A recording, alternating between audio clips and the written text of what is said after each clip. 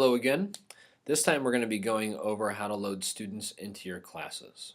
There's a few different ways to do this. You can do this either with student last name and search them out individually, or you can also do it by homeroom. If I do it by homeroom, you can simply click on your homeroom and pull up all of the students. This is especially effective when you have students in your homeroom who are chronically not signing up for certain days or for certain people, or are absent on the day that students are supposed to sign up, and you will have to sign them up for them.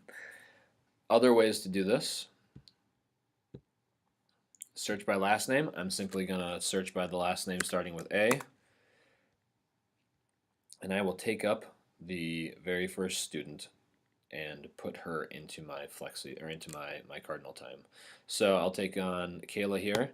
I click on the edit button for her. And in this case, what I'm going to do is you can search out anyone who has a cardinal time set up specifically for that day. So if they don't have it set up for that day, you are simply not going to see anyone.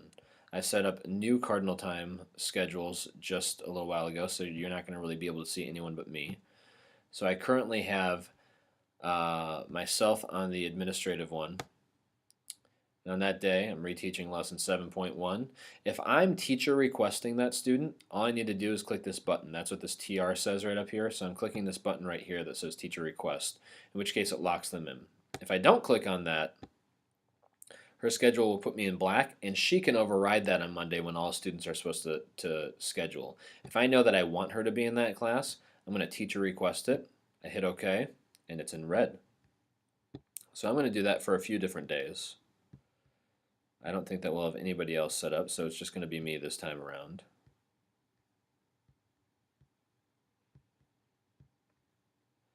If you don't have enough room in your class, you won't show up on this either. And that's an important thing to realize. So I'm going to hit OK. I'm also going to make sure that she's here for reteaching on this day as well. My small group. Maybe she doesn't need to reassess, so I'll keep that off. And it will look like this for her. If I ever change a student's FlexiSched, I'm going to just click on the email button, and that will actually send an automatic email with their new schedule to that student to their school email address. Another way to do this is with groups, and I'm going to show you how to set up groups right now.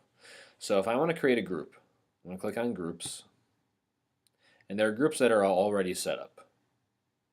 What I'm going to do is I'm going to create a new group. I'm going to go down here to this tab. I'm going to click on add group. From there, I'm going to create a group name.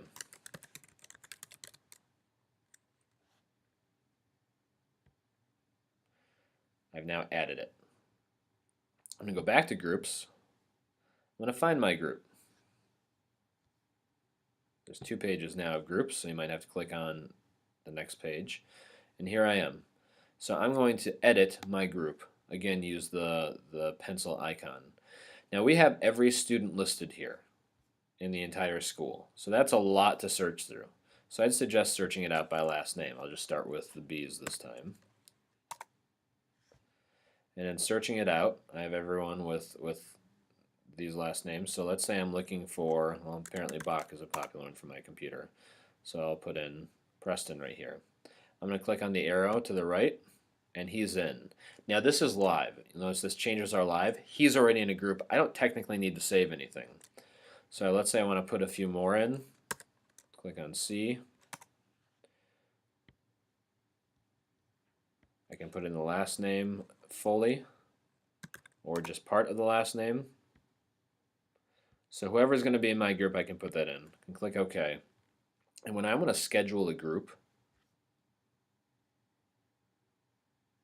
I'm going to click on mine again. And I'm going to click on schedule.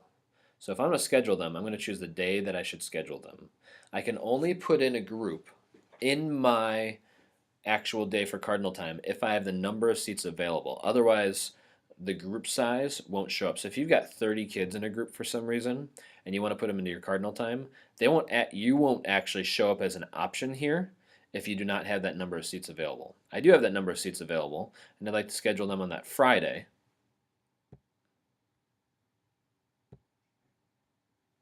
So I'm going to schedule these students in. Now if I were to click on this, it would actually schedule all those kids in, and currently don't want to do that, but once they're scheduled, okay? So all those kids are in for that day and they're locked in, and that will actually show them in green. In fact, I am going to do this so that you can actually see it. So I'm going to search out a student, and you'll notice that for Preston, right here, it's in green. So red indicates a teacher request, green indicates a group request, blue name indicates exemption from listing, don't worry about that. Black simply means that they've been scheduled in either themselves or by their homeroom teacher or by you, but it was not teacher requested. So that's how you schedule with groups. Again, just as a refresher, find your group. Mine's on page 2. I'm going to go here. I'm going to schedule that. Now, I kind of want to unschedule that group. So if you ever wanted to do that, I'm going to unschedule that group for that day. So now when I look up Mr. Bach, apparently he's still in there because I did it on the wrong day. See, even I make mistakes, but I'm not going to start over the screencast. So here we go. Let's unschedule it for the 16th. Now let's take a look. Go to search. No longer there. Okay? So if you ever accidentally schedule somebody else's group or you scheduled your group and you need to change it, we now have an unscheduling function that didn't used to exist. That's new for us, which is a great new function. I hope this is helpful to you guys.